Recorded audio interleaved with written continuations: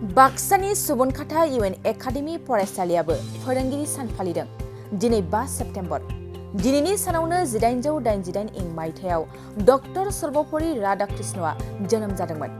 बिथांनि जोनोम सानखौनो गोसोखांथि महरै दिनैनि सान 5 सेप्तेम्बर सानखौ भारत नाङैनो फोरोंगिरि सान महरै फालिबोगासिनो थानायखौ नुनो मोन्दों। बे असिलायैनो बाक्सा जिल्लानि सिङाव थानाय सुबुनखाथा इउएन एकाडेमियाबो गुबुन गुबुन फरायसालिफ्रा फालिनाय बादिनो फरायसा खौसे आफादनि बानजायनायाव सानसेनि बायदि मेहेरगोनां हाबाफारिफोरखौ लानानै फालिनायखौ नुनो मोनो। बे फोरोंगिरि सान फालिनायाव फरायसाफोरजों लोगोसे फोरोंगिरिफोरखौबो फरायसाफोरजों लोगोसे रोजाबनाय आरो मोसानायाव बाहागो लानायखौ नुनो मोनो। बड'लेण्ड बुब्लि रादाब बिजोंखौ बरायग्रोनाय लानाय जाबाय। दा नंगौ दिनै 5 सेप्तेम्बर, बे 5 सेप्तेम्बरखौ फोरोंगिरि सान हिसाबै फालियो।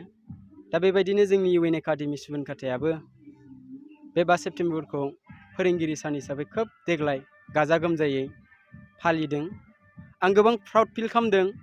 गोबां फरायसाफोरानो देग्लाय हेफाजाब होदों, लोगोसे जोथोनगिरि बिथांमोनाबो लेंहरनाय लेखायै गोबां नुजाफैदों, हेफाजाब होफैदों, जोबजासिम हेफाजाब होदों। दा बेखौ लानानै आं जोबोद प्राउड फिल खालामदों। दा फोरोंगिरि हिसाबै आं बेखौनो बुंनो सानदों जे सासे फोरोंगिरिया मोनसे गुरु बायदि। दा बेखौ साफ्रोम फरायसाफोरानो फोरोंगिरिया जि फोरोङो, फोरोंगिरिया जि बुङो बेखौ खोनासंनांगोन। लोगोसे गाव गावनि जि फराफारि फोरोंगिरिया जि फोरोंहरदोंमोन बेखौ न'आव थांनानै नायनांगोन। दा बेजों लोगोसे फोरोंगिरि सान हिसाबै बे फोरोंगिरि साननि गेजेरजों आङो बेखौनो बुंनो सानदों, साफ्रोम फरायसाया दावगानांगौब्ला जोंनो फोरोंग्रानिबो लोब्बा थायो। दा फोरोंग्राया फोरोङोब्लासो फरायसाया सोलोंनो हागोन। दा बेनिखायनो दिनै नुनो मोन्दों जोंनि इउएन एकाडेमिनि फरायसाफोराबो जानांगौ गोबां बेफोरनि साननाय सोमजिदों, जायनि जाहोनाव गोबां फोरोंगिरिफोरखौनो थोजासे रेसपेक्ट खालामदों आरो मान बावदों। एज ए फोरोंगिरि आङो बेखौनो बुंनो नागिरो, जानो हागौ साफ्रोमबो फोरोंगिरिया बेबायदि नङा, 100%आव 1% थानो हानाय। नाथाय फोरोंगिरिनि आखला बेबायदि जानो नाङा, आं बेखौ खावलायो। सासे फोरोंगिरि हिसाबै जिहेथु फोरोंगिरिया जि फोरोङो फरायसाफोरा बेखौनो लायो। दा बेनिखायनो जों फोरोंगिरिफोरा जुदि गाज्रि बेब'हार खालामोब्ला निस्सय फरायसाफोराबो गाज्रिखौनो सोलोंगोन, जिहेथु फोरोंगिरि हिसाबै फोरोंनायानो जायो नालाय।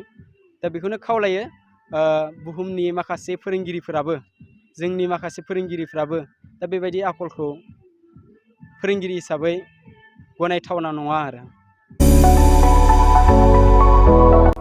जोनोम सान आरो गुबुन गुबुन गाब गोनां बुब्लिफोराव खुगा गोदै खालामनो जों लुबैयो केक। नंगौ, जोनोम सान आरो बायदि गाब गोनां बुब्लिफोराव नोंथाङाबो लुबैयो केक। मोनफ्रोमबो बुब्लियाव केकआ बयखौबो मुहिहोयो आरो देहाखौ थाजिम मोनहोयो। बेबायदिनो क'क्राझार सहर डन बस्क' एचएस स्कुल र'डनि वार्ड नं 4 आव दं नोंथांखौ मुहिहोग्रा आरो थाजिम मोनहोग्रा गोथाव केक। गोथार जोनोम सान फालिनाय बायदि गाब गोनां बुब्लिफोराव खुगा गोदै खालामनो नोंथाङा लांफैनो हागोन क'क्राझारनि बेकारि एन्ड कनफेक्शनारि रेस्टुरेन्टआव गोरबो सोलेर थाजिम मोनहोग्रा मेजेरनाय गोथाव केक।